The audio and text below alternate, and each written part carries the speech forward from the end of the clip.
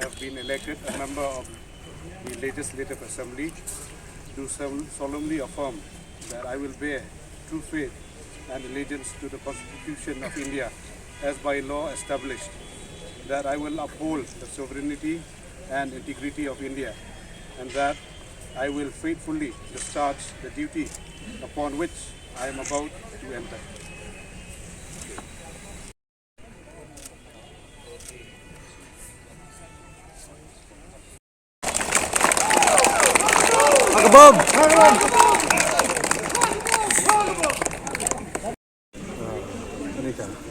Si walang kapang mo.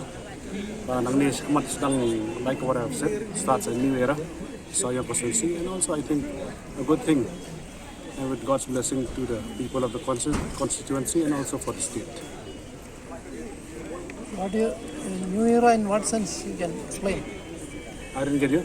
A new era in what sense? New era means a new MLA of Soyong constituency starts a new development, new ideas of bringing something new to the constituency and also adding a new brain to the assembly. Thank you. You said earlier that you will be a lawmaker beyond the legislative task. So can tell us what way?